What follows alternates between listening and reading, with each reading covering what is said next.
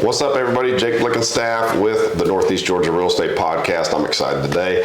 I have a spectacular guest, Chris Verdi with Core Restore, and he has got a remarkable story that you don't want to miss. And not only that, but the system that he has that has been able to help him through said story that you're going to hear, outstanding. So make sure you tune in. Welcome, first-time guests and loyal listeners to the Northeast Georgia Real Estate Podcast. I'm your host, 𝐃𝐑𝐄, and I'm here to guide you through the real estate landscape across our region. Whether you're a buyer, seller, investor, or just plain curious, this podcast is going to be your go-to source for local insights. We explore real estate trends, economic forecasts, and highlight local businesses. You can expect expert interviews and valuable discussions to help you make informed decisions in the Northeast Georgia property market. So sit back, relax, and let's enjoy this crazy journey into the real estate market together. Chris, Okay. welcome, sir. Thank you, sir. So I have enjoyed the limited amount of time that we've spent together so far. Great. And honestly, I was blown away with the story cool. that you told me. Okay. Would you mind diving into that a little bit? Because Sure. I think that is extremely powerful. Yeah, well, most things become from, every problem kind of presents an opportunity. And I didn't know at the time that that was going to happen for me. But as a kid, I was a soccer player. I played soccer from 6 years old all the way to college. On the off season, we would lift weights. And when I was doing squats, I heard a pop. And I didn't know at the time, but I had ruptured my disc between my sacrum and lumbar spine. So that was when I was 19. So by the time I was 21, nothing was happening. So I ended up having a surgical fusion of my lumbar to sacrum spine, which was supposed to help everything. Well, and actually I grew up in Indiana, and my parents ended up getting the Indiana surgeon, the surgeon for the Indiana Pacers, and they did a laser surgery on me, which was supposed to be revolutionary at the time. One of the good things about it was the scar was going to be like this, and that was like that. But it didn't solve the problem. I woke up out of the surgery in 10 times more pain, and all the strength and all the girth of my legs had just gone away. So at that point, the surgeon said, well, you're probably never going to bend forward again. And a couple weeks later, I went back in for a follow-up, and he wanted to continue to fuse up my spine. So lo and behold, I'm a pretty stubborn person, and I said, nope. And I just dealt with the pain, and that was when I was 21. So by the time I was in my early 30s, I was an actor in New York City. I've been doing a lot of things, and I just got to the point where it was just getting too much for my body and getting too much for me to handle. So I decided to go back into my athletic roots, basically, go back into personal training. Went through a personal training school, came out of that, and my exercise from doing all these new exercises, learning all these new techniques, my back was 10 times worse, which didn't make sense to me at the time. Then in the quest for trying to get better, I ended up doing all kinds of different modalities, and I found hot yoga, and I did a back bend. Well, you shouldn't do a back bend with a back fusion. I learned that after the second time I did it, because the second time I did it, I heard a pop. Oof. And I couldn't get out of the position, and then I stayed in that position it was crooked and bent to the left for 3.5 years. And I had ruptured 2 more discs above my fusion. So I was even in more pain and even more miserable. So that was a real motivator for me to really figure out like what I could do to not have surgery. So that's when I got serious about my training and really delved deep, and then really found out that exercise was just making everything worse. Like nothing was helping. Everything was really, really hard on me. And then about 2 years into my training, I came across a technique called muscle activation techniques, and they were selling it at a training conference, and it was everything opposite of what we've been taught in health and fitness. And by that time I was in so much pain I didn't care. I wanted to try something. So in MAT we do muscle testing, which has been around forever. Well, he put me in some positions, and I couldn't hold the position. It was for your obliques, and then what we do is we reactivate those muscle fibers with our hands, and it's kind of like having a chiropractor adjustment. I was just saying to someone that it's kind of like a blend between physical therapy and exercise. It's kind of somewhere in between there, but So once he did that, I could hold a position, which kind of blew me away. And then I got off the table, and I wasn't crooked anymore. And I thought, wow, that's really great. And that's what I did. At that moment, I stopped basically everything I was doing and pursued that as my career. And now I'm in my 19th year of doing it. That is absolutely remarkable. So yes, and I didn't have to have surgery. So that was the whole point. So anytime, even if surgery is necessary, it's all what you do before and after. But I just didn't want to have that.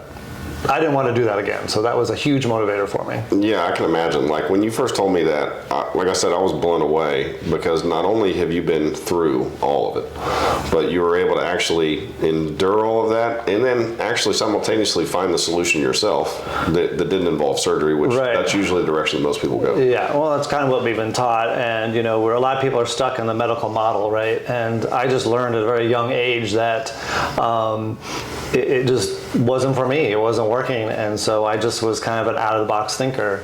And I just started with, and even back with chiropractic when I was in my 20s was out of the box. Yeah. So it was just like always thinking about other things in order to address the muscle system. And the thing that's really unique about what I do is people think you do an exercise and you're getting the benefit out of the exercise. Well, I can tell you, you're not. You're really becoming a better compensator.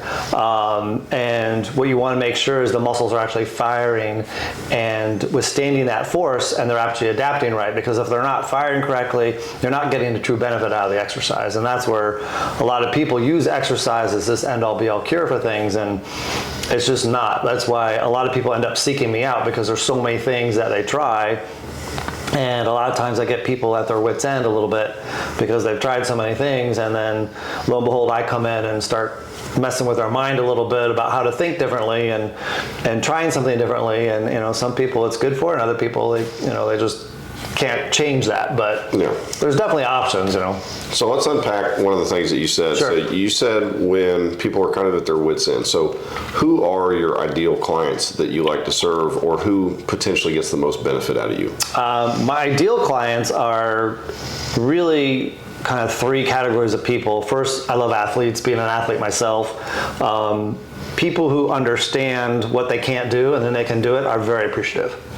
Also, people that sometimes have different neuromuscular problems, and they also understand what they can't do, and when they can do it like 10 times better or 5 times better or just a little better, they're so appreciative of what they do, of what I do. And thirdly are people that have an open mind, are in for a process, and are willing to give me time. And that is the key, because you come to me with all these issues, and a lot of people, like, they just want it solved very quickly, and unfortunately it doesn't really work that way. With the body, especially with the muscle system, is very vast. There's a lot of things that can go wrong, and I kind of say I have 4 phases of treatment. I have someone come in, and basically the first kind of phase is, okay, we're dealing with all the dysfunction, the pain, the tightness, all that kind of stuff. Second phase is, okay, it's coming and going, you're definitely feeling better, you're able to do more, you're maybe exercising now. Third phase is you're feeling pretty good, but still problems, but that's when the work begins, because that's when I can find out where the root causes are. That's where I can find out how your body starts breaking down. That's where I bring in I have my own training system, my own thing, my own thought process because a lot of my work is table work. And if I'm calling myself a movement and muscle specialist, I want to see you moving, because like I took you through my training system, and I have to say your movements are really good and you are really symmetrical, which it doesn't really happen a lot. So you've definitely been very smart about your workouts. So you should feel very proud about that, because I've seen a lot of people over the years, and people are so not attuned to their body, because we're used to doing, we're not used to figuring out what we're doing. So I always tell people it's great to move, but it's more important to know how and what you're supposed to move. And that's where I come in. So it's really an education in your own body, because for me, I was that little kid, or that young adult, who I was relying on this surgeon to use his talents, and obviously he knew what he did, and that's what he did. But I would much rather have the knowledge and the information about how my body is or isn't working, so I can now have empowerment over that. So no matter what I do, like I always teach my clients, it's like, I don't care what you do for exercise, but you need to know how your body works. And you need to know some things you're doing in exercise might be actually breaking you down. Because, especially say for yoga, a lot of people in yoga, they just overstretch and overstretch and overstretch. And a lot of those people become hypermobile. There's so much instability in hypermobility. Almost more so, I think, than people who aren't mobile. Because within immobility, you have a little bit of restriction. With hypermobility, there's no guardrails. And so there's no strength, really. There might be tons of flexibility, but there's no strength. And to me, it's about, I always say, like, to me, strength is, can you hold a little movement pattern? Can you hold an isometric like we were doing? Can you hold a little muscle test? It's just a little amount of force, because if you can't handle that little force and all of a sudden you're doing a huge squat, where do you think that force is going? Yeah. Joints, everywhere it's else, not supposed to, right? Because one big thing I tell people is the job of the muscle system and the stabilization fibers, which I work with, is absorbing shock. That's really what really tears down the muscle system, because if your body can't absorb shock, it's going into the muscles wrong, it's going into the joints, into the structure, developing all these things over time. Because I always tell people it's never all of a sudden, unless it's an impact or injury. That's it. Everything else is wear and tear over time, and all of a sudden you just bend down and pick something up, and all of a sudden your back throws out. That just didn't happen because you did that. That happened from years and years. I've thrown and years. out my back brushing my teeth before. That's probably been the worst one. Well, I've thrown out my back with just doing a simple isometric for my glutes, and it's like I couldn't understand why. Yep. It's a lot of times it's because your body is just it's those stabilization fibers aren't working, and to bring you out of that is a protection mechanism. Totally, it's to actually protect you. Well, you said something interesting about the individuals that are like lifting heavier weights. So being in the gym as avid as I am, I see ego lifting happen all the time. Well, I'm sure. Or they're just throwing around a ton of weights, and their form or their function is god awful. Yes. And I'm like, it would probably be much better benefit to you if you do lower weight and have great form. Correct. And you do that just at a higher level. Correct. But I'm not sitting there trying to Well, I go to the gym in the morning, and, I see people all the time, and people have no clue what they're trying to accomplish. Yeah. They have no clue because they're either listening to music or they're thinking on space. You've got to concentrate on what you're doing. You really need to understand what you're trying to accomplish, whatever exercise that is. Well, I can speak to going through your training system. I thought it was fascinating because by no means am I a good golfer, but I enjoy golfing. Cool. And so some of the stuff that you had me going through, I immediately saw how it could be directly beneficial to being a golfer or an athlete or anything where there's obviously core movements and turning and twisting involved. Right. Can you speak to some of the benefits that maybe any professional athletes have received going through your system? I'm sure. I've had a couple professional athletes up in New Jersey when I was there. I haven't been fortunate enough to have anyone down here, so if anyone's listening, I'd like to work with you. But, I had one famous football player that was a quarterback, and, he came to me because his recovery was so much better, his endurance was better, his timing was better, because it's easily transferable. Like I have two examples, like they're not professional athletes, but one was a golfer, and he was the guy that started with me, and within his second session, after the session, he goes, I can't tell you, but when I went to pick up a tee, and all of a sudden I picked up the tee and came up, I had all my buddies say, what are you doing differently? I was like, well, that's pretty observant for them to see you just doing that. But then he said it translated really well into his game. Yeah. Totally well. Another guy I had was one of my buddies who was a CrossFitter, and he was constantly pushing a lot of weight, got really big, and was kind of stuck like this. And I told him, I said, one day you're going to pop. I mean, one day something's going to happen because you're just not, you're doing too much.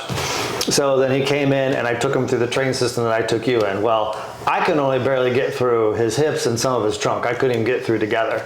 But just that little bit of training, which was for an hour, which is working stabilization fibers and opening up new ranges of motion that have been shut down. He called me the next day, woke up, and goes, oh my God, I'm so sore. I didn't feel I did anything. It's only a pound. I was like, I know, but you haven't trained those muscles. You haven't trained those fibers. So then we did it again, and he called me the next day and goes, oh my God, my golf game was the best it ever was. Because it's that neural input that we miss over time. And the stabilization fibers, once you connect them, And then with my training system, it was a little different than my body work.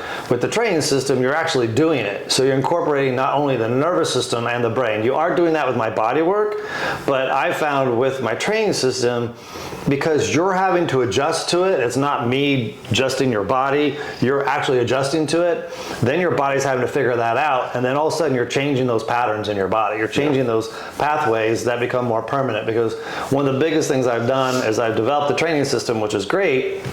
It tends to be a little complicated for people, but I ended up doing a product called 𝐉𝐔𝐒𝐓. And the 𝐉𝐔𝐒𝐓 is a small product, and it's basically based for the hips and getting the hips aligned, because one thing I found with my pulleys and one thing I found with my body work is that when I'm working with people and their hips are always off, they're always off, and that causes stress in the lower back and the hip and the knee and the ankle. But when I started using the pulleys to pull their pelvis back into alignment, all of a sudden it started to stay and started to stay and started to stay. And then when certain people's didn't, or certain ranges I looked at didn't, then I know, okay, well, it's weakness in here, it's weakness in there. And then I start to activate that, then I give them isometrics, then tell them exercises to do or to strengthen that. Because a lot of time we just generally give people things to do, when in actuality I'm really figuring out through a course of many, many sessions and lots of trial and error where your core problems lie, because ultimately I'm trying to find out where that 𝐃𝐑𝐏 is, where you keep breaking down that causes everything else to break down. Yeah. Because I can work on your hamstrings all I want, but if the hamstrings aren't the problem, the hamstrings are always going to be the problem. So, yeah, you're what is it? You're treating the symptom instead of treating the cause. Correct. Like we really try to work on looking at root cause, like really looking to see where these things are coming from, and you get those people, and I've been down this area for about 4.5 years now. I moved here from New Jersey, and it took a while to get those people. But now I'm getting people that really are putting themselves first and putting their health first, because I want people to take accountability. I want people to be able to spend the money to do that and to take the time, because literally I just need time, and it depends. Some people it's 6 months, other people it's a couple of years, other people they just want to work it into their life to find something great, because a lot of people it's like chiropractic. Like if it works, keep it up, because daily stresses, daily life, all that kind of stuff catches up. And the guy that taught me MAT is 𝐄𝐏𝐈𝐒𝐲, and when he told us, it was all about, one question he'd ask his clients would be, so when do you stop exercising? It should be never, but the problem is people end up stopping at some point because the exercising becomes too much. Yep. So my whole thing is like, work so that it doesn't become too much, and all the little things you do. A perfect example is that I'm doing a renovation, and I'm jackhammering, and I'm using a sledgehammer. Now, if I did that in my 30s or probably in my 40s, I would have thrown my back out probably the first couple of swings. I must have swung it over 100 times and did 4 days of jackhammering, and I was sore and probably shut some stuff down, but my body was able to handle that stress, and then I take care of it by doing my training system or getting someone to do MAT on me. So I'm constantly, hopefully, keeping that, adaptation, the negative adaptation at bay, and getting to the point where my body can handle more and more, because doing that sledgehammer, and I was amazed at how I could do that with my back. Well, you're treating it more like a maintenance plan instead of a cure-all. Yes, and I do have people that come in and say, oh, I have this problem or whatever, and I always say, I can help you. I never guarantee anything, but I can help you. I had one woman come in, and I did one little thing with her back and did some things with her hips, and her pain in her back has been gone forever. I said, well, that doesn't happen all the time. But she tells people that. So some people think, oh, that's what I'm going to do. But, and again, I always tell people I have symptomatic care or I have whole body care. And I'd much rather do the whole body care, because that to me that's when it's almost like that's like when I'm getting to work with the puzzle. Yeah, and it turns into quality of life as well. Correct. Yeah, and for me, it's like my quality of life sucked. I was in pain 24/7. I had sciatica so bad I couldn't feel my right foot. My toes were completely numb. And through all the years of doing this, I don't have that anymore. And it's just because I constantly have to keep up with the force of my job, with daily life, with everything I'm doing. But I try to do that also with diet and other things that I do. But and that's where it is. It's more of a whole body approach to health, and I love people that are doing other things with it. It's just that you have to just figure out when those things come in, because some people can do too much. Some people can come to me and like, what else are you doing? Oh, nothing. I mean, well, I'm seeing an hour a week. It's like you got to do some other things. Yeah. Some people have to take off exercise to bring them back into exercise. Some people can keep exercising and they're fine. It just depends on what you're bringing to me. Like I have people that are so weak sometimes. It's like I'm doing the body work and I have to hold everything up with their body because they can't even hold their body in a place. So, and I've seen people progress, and it's just time. It's really time.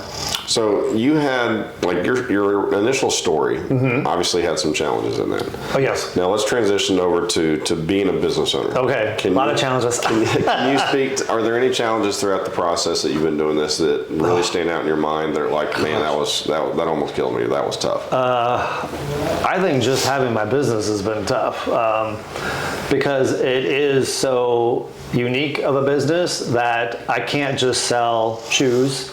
I'm not selling something that people can kind of wrap their head around. So that's been a big challenge. So fortunately, I have one of my best friends in the world with me that I moved down here with me, who we've been 30 years of friendship, and he loves marketing, and that's something I don't like. I really don't enjoy marketing.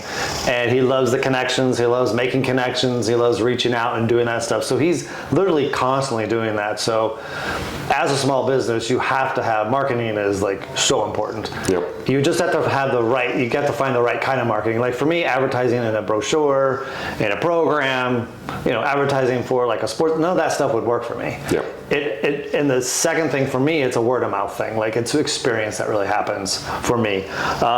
For challenges like coming out of COVID was the hardest thing I've ever had to do. Building my business in New Jersey took 12 years to get to the point, and then I hired Dan, and then the next 2 years he helped me double my income, and then COVID hit and I lost everything in like 3 weeks.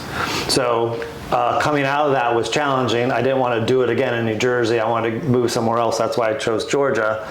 But, and we chose Walkinsville specifically. Well, I moved to Athens, and I ended up choosing Walkinsville specifically because I think having a business like myself, it needs a community. Yeah. And it needs people that trust one another, because as people start to hear it and start to trust, then they start to tell their friends, and they start telling other people. And one thing that might seem very simple or not really, one thing I noticed one time too about my business is that, Dan a lot of times would bring up my business sometimes, and sometimes I just don't want to talk about it. Other times it's like, I don't want to seem too aggressive or too forward, because the North and South are different ball games. North people are pretty blunt. South, not so much. They're more polite, or more like, they'll say something but then they don't follow through. So we had to figure out a way to constantly just kind of remind them, and that was just shirts and out. Like that itself helped a lot, because that brings, you walk in, oh, core store, that's interesting. What's that? What's that? Like Yep. your core. Yep. For instance, I'm sorry, what's her name? Bernice came in and she was like, core, right away people can understand, like at least they understand core. That automatically rings. So I think your name is important, your tagline is important, things that spark a curiosity about the business. Also, I think is, especially with a business, and especially with something that's not so common, is you have to, like, the tenacity and determination you have to keep pushing forward. And especially with a business, your income is always fluctuating. Oh yeah. And that's why it took me 14 years to get that point where it wasn't. So, but I'd say now we're in 4.5 years here, and we're really starting to somewhat stabilize, which has been great, because now we have more of a pull. We have more people know us now. I think another thing for businesses is definitely join a chamber. Chamber of Commerce here in Walkinsville has helped tremendously. Yep. One thing they did was ambassadors, which I had done a chamber up in New Jersey and didn't really do much. This chamber here was completely different, and when they gave us the ambassador, all of a sudden we had one ambassador, but then we had like 10, because all of a sudden it was all these women were really interested in what we're doing, and they would come in and they would help us and they would talk. and then we do speak at certain events and things like that. Because for me, and I don't know what it is for other businesses, I feel I have to be in front of people to explain what I do, and then have an ability to show people what I do, so they can experience it, so they can have their own aha moments or things like that. So yeah, there's a lot of things in a business, and again, like you need a good, and I always say my parents have been awesome. Like, you know, I always call them the Bank of Verdi. I have a similar joke in my family too. Yeah, The Bank of Mom. yes, Bank of Mom and Dad. You know, they've been resilient, and I think it's because they've seen how I struggled from when I was a kid, and then, you know, being in that chronic pain for all those years. I'm sure as a parent you take that on, and I'm sure it was really hard for them to see that, because obviously they thought they were doing the best they could for me, which they were, you know, but unfortunately it didn't work out for me. But in essence, it gave me a career and put me on a path to hopefully help other people, because that's ultimately what I'm trying to do. As long as helping myself with my products and stuff, I'm trying to help other people. Well, if you help enough people get what they want, you'll get everything that you need. That's a good motto, yes. And now the next trajectory for our business is, because we want to expand, and I'm a service business, and I can't have all my income come from service, and that's why I'm going products. But now we're trying to do podcasts like yourself, and we're setting up a press kit and a packet to get on more podcasts throughout the country that talk about fitness and wellness and different ways for people to find health and wellness, because there are so many different ways. Like, I mean, I always tell people, even if it doesn't work out with me, there's so many different things out there that if you're looking for something else that's not traditional, you know, there's so many things out there that you can try. And my whole thing is just, as a business owner too, and as someone that's with health issues, you just can't give up. You know, and I'm telling you, there are days where I want to. I mean, to be honest, there are days where I'm like, I just quit everything and go work at Costco. But I know I wouldn't be happy, because I don't work well with other people. You know, I'm very much a free thinker, and I want to do what I want to do. So. Yeah, I have a saying that I repeat to our team on a regular basis, and this is usually more towards newer agents that have either kind of call reluctancy, or they just have that fear of potentially reaching out to clients and customers and prospects. I say, hey, you have to get comfortable one way or the other, and so I position it saying you either need to get comfortable doing the hard thing at the times when you don't want to do them, right? Or if you have a family, you have to get comfortable being able to come home and say, hey, I can't put food on the table because I was too afraid to call people. That's a good thing. And so when you balance it that way, it's like, which one do you want to be afraid of? Yeah. And so that has always been... I'd be afraid of not putting food on my table. Absolutely. And that's what I found out through COVID, because that was the whole thing. Is like, when you can't provide for yourself, it is really not a good place to be in. And so that's a good motivator. That was also a motivator. It's like, you know, and I'm glad I started over in Georgia, because we really have liked it up here, and the people have been great, and, you know, we've met a lot of great people and a lot of great connections. So, well, let's shift over to a little bit more positive side. Sure. So we talked about the challenges. What are some of the successes that stand out in your mind, being a business owner and an entrepreneur?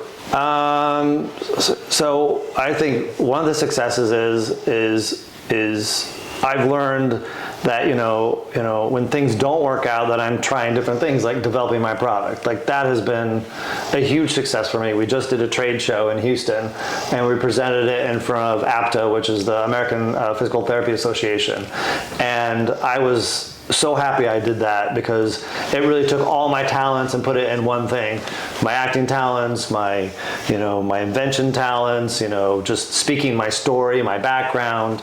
And it just was about me, and it was about how I'm doing something to bring, you know, an unfortunate event that happened to me. I'm trying to keep that from happening to somebody else. You know, another positive thing with my business is, you know, just being able to work for yourself is a positive thing. It does come with its own challenges at times, but there is something about working for yourself, and then you get to surround yourself with people you like. And most of the people I surround myself are family. Like, my sister does my books. Dan's one of my best friends. My husband is a great source of comfort and support. And of course, the Bank of Verdi, you know, my family. But, you know, I think we've had a lot of successes. And just like I told Dan, I feel more a part of the community here. Like, I feel more entrenched in the community. I feel, and also when I help people, it really does give me a sense of purpose, because, I do get people that are kind of sometimes at their wits' end, and then I give them purpose, and I give them kind of a new lease on life, because that's what I needed. It's and that is very rewarding, because when I left New Jersey, there were a couple people, because I lost basically 8% of my clientele, but there were a couple of people that hung on, and I had a couple people come in because I did it for about 3 years, and I had people cry. I had people like, Chris, you're so talented. I had a woman with a frozen shoulder that couldn't move it, and by a year and a half, she was up here and all that stuff. She was so afraid that, that I wasn't going to be there anymore. Her mother ended up coming to see me because, she was from Ireland, and she was a little sarcastic at times, but she was great. She was very holistic and did yoga her whole life, but she had aches and pains and stuff, and she's kind of started coming to me. She's like, I'm not having those anymore. So now what's going to happen? And those kind of things, because you do make an impact in people's lives. Yeah. And I think that's kind of how you kind of live on a little bit. It's like, I've always thought it's like, I learned early in my business, it's not really about what you do, it's more about who you are, and that's where it ends up. I think sometimes people come to me because of me, and not so much about what I do. And I think that's really, that really makes it worthwhile, because there are times where, I don't want to do it, but there are times where I'm like, I can't do anything else. This is what I'm meant to do. But yeah, I definitely think making those friendships through my clients and seeing their lives improve. Or I have a woman who's an equestrian. I'll never forget the day she came in. She's like, oh my gosh. She goes, I can finally separate my torso from my pelvis, and I can finally feel certain things I've never been able to feel before, and I've never been able to feel that, and I've been riding for 20 years. I mean, that's cool. Yeah. I mean, that's neat. I mean, and especially even when, you have some of these athletes I've worked with over the years, and I had a kid from Commerce that came in a couple times, and the first session he came in, he's a running back, and he ran for almost 300 yards with 4 touchdowns, something like that, 4 or 5 touchdowns, and he's never, that was cool. That was because of what I did. Yeah, that's awesome. A lot of times people come in and like, I don't know what you're doing, but I think I'm like, yeah, that's what I'm doing. So yeah, I've realized over the years, with regards to your impact that you have on people, it's less about what you have to say or what you do. It's usually always going to be about how you leave them feeling. Mm-hmm. And so with a product and a service offering that you guys have, you have a direct impact on how they feel. Because right. Just like your story, where you were immobile for so many years, right. Or individuals that have those challenges where you're able to free that up, mm-hmm. That's a long-lasting impact. So that's yeah. very powerful. Yeah, I've had a kid that I helped years ago, had a lumpectomy. He was 19. And it left him with his no muscle tone in one of his legs, just completely couldn't even lift it off the table. He's a basketball player. And I had a friend of mine who's a chiropractor, and she said, Chris, you need to come in and see this kid. I can't get anything to happen. And I started working on him, and I saw and started seeing all the blood flow going to his leg. It was kind of crazy. And then, he was with me for about a year and a half, maybe 2 years. And, he had gotten to the point where he was fine. He graduated school, went off, and I think he was 25 or something. He just one day called me up and just said, hey, I want to thank you for everything you did for me. I have a wonderful life, and I probably wouldn't have it without you. So those are the kind of things that's awesome. That really make it worthwhile. Because sometimes you'll think, oh man, I'm doing all this stuff. But that's, again, when I figured out, I'd say just within the last couple of weeks, and this one new guy I had, and he goes, I appreciate you so much. And I'm like, wow, that's really what I just want people to appreciate what I do. Yep. Because it is challenging what I do. And that makes it so much easier. And same thing with Dan was saying to me, because he does all the scheduling, running the business, and all the minutia behind the scenes. And I said, I want clients to really make it, because I make them sign a thing saying, I'll make this a priority. I want to make it something that I want to do. And, people sign stuff, and they, sometimes don't really look at it. But it seems like more and more of the clients I have make it a priority, because all of a sudden they might have to change their appointment. Oh God, I really want to get in this week. I can't miss my appointment. And I've had more and more of those people. And those are the people I want. I want people that make it a priority. No. And that's really key. That makes perfect sense. Yeah. So with, as we start to wrap up, I usually like to finish up with, if you had the ability to either speak to yourself at the beginning of your career, or speak to another individual that was starting kind of their own entrepreneurial journey, or about wanting to make a decision to start a business on their own. Right. Is there a singular piece of advice that stands out in your mind that you could potentially give to them, or that you would maybe even give to yourself? Oh, that's a good question. Something I would either do differently, or something that well, specific to my modality, I would have said I would have done it with someone else, so I could have someone there 24/7 for me. But in general, you got to be innovative. Like I don't know. I think in the beginning I wasn't as willing to change. And the thing with business is you have to adapt. If you don't, you die. It's something COVID taught me. It's something a lot of things taught me. You do one avenue and it's not working, try something else. And sometimes you get so dead set on it having to be a certain way, and it doesn't work. You got to try something else. And definitely have good people with you, because I have a great operations manager that I trust, with my whole heart. Because I've told him, like, you really need, even if you're doing it yourself, you got to have people backing you up. Yeah. You got to have something to fall back on, because you don't do it yourself. I mean, yeah, you might be doing all the work and all the stuff, but if you don't have the back end of stuff, because the first 10 years I did it all myself. I was driving myself crazy. And then I hired a woman, and then she was a client that ended up working for me, and then I hired Dan. And it's worth that to have a little bit more sanity, so you can really concentrate on what you do. Mm-hmm. If you're wearing all the hats, you'll never really get to master that one. No, exactly. And I need as much concentration as I need when I'm working with my clients. Yep. So someone else is doing things. So yeah, I think it's just being open to change. Like, because I'm sure with your business, something's not working out, you got to figure out another way. Yeah, I mean, markets change all the time, and funny enough, as you say that, I'm in the process of writing a book. Oh, cool. And it's actually called Adjust As You Go. That's cool. Throughout all, basically kind of like memoir process of everything that's happened, and just like what you said, just because you get stuck on an idea, don't let that be your downfall. Right. You have to look at your environment and look at everything that's going on, and look at the results, and it's like, is there something else that you can do to continue moving the ball forward? Right. So yeah, that's I think that's huge. I resonate with that a lot. Yeah, I think it's kind of happened with my training system. I had this huge training system. It was a lot. I'm like, what can I do that's smaller? That's why I came up with Hippoline.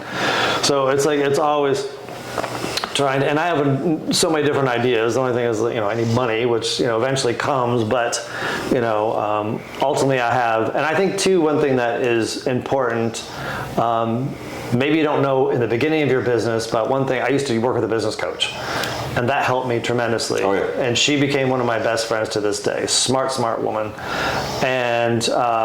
And one thing she said, there's a number of things she said to me, and her voice pops into my head a lot. And because, I've been doing it 19 years, and you have to scale it. You have to figure out like how long you're going to be doing this, all this kind of stuff. And, you have to have a way out of it, And for me, I've had different solutions, like trying to get someone to come in and do what I do. Well, that's been practically impossible. So, the service stuff, eventually when I don't do it, might not exist with me anymore. But, I have an idea of how I eventually will get out of my business. Because, I'm 56, I probably have a good 10 more years left. And I want to have a happy and fruitful retirement, so I can actually do things. Because with a small business, I think, I don't get a lot of free time, but that's also very important, is to make free time, because sometimes it always becomes about work, and it can't. So, but. Very true. Yeah. So if anybody is watching this, I know you said you're looking for investors. If that happens to fall into the wheelhouse of anybody, how would they go about seeing the product or getting in contact with you or learning more about your system or your business? They could go to my website, which is core-restore.com, and there's an info page, and they would just fill out the information, which would go to our operation manager, Dan, and they could just put that information in there, and we could set up a meeting. because one thing I have is I have a lot of other ideas, and also I think as a small business owner, I try to look at different avenues as far as information, because for me, I just want information and I can choose what to do with it. A friend of mine got an astrology reading for me, and that woman was so accurate. She was, I'm just reading your birth chart. I'm like, that was amazing to me. Like I was blown away, and so everything seemed to be on track as far as how she saw it in my birth chart. But so I'm definitely looking for people to help me explore some of my other ideas, and again, helping get my product out there, because it takes money, it takes backing, and again, I can't do it on my own, and I can't constantly rely on Bank of Verdi, and even though they've been great, I have to figure out other avenues. So yeah, and if anybody's interested in coming to see me, we always give complimentary consultations, because I want people to want to do it. So you just, again, in the info page, just say, hey, I'm interested, I have X, Y, and Z going on, and then we contact you and go from there. Well, good stuff. I appreciate you coming on. Well, thank you so much. I appreciate you having me on. I love the story. Well, thank you so much. And so anybody that needs or wants, if you're an athlete, if you do have some of that chronic pain like Chris was talking about, or maybe you're interested in kind of the investing side, angel investor for the product, like I have used the product personally, and I was blown away in just the one use that I did. But definitely reach out to Chris with Core Restore, and make sure that you mention that you heard about him on the podcast, if that's where you heard about it. And other than that, we'll see you guys on the next episode of the Northeast Georgia Real Estate Podcast. Thank you for tuning in to another episode of Northeast Georgia Real Estate Podcast. Now, I need your help, guys. I am working towards an absolutely massive goal for next year of creating new opportunities that will allow me to not only serve my clients better, but help them achieve their commercial real estate goals as well. Key focus for 2025 is going to be for me to acquire 2 additional commercial properties, further expanding my investment portfolio and my impact in our community. This journey will allow me the freedom to spend more quality time with my family, which is the end game. I'm sharing this in hopes of being able to connect with others who align with this vision. So if that's you, whether it's through partnerships, investing, networking, or new business opportunities, please let's connect and build something together. Thank you.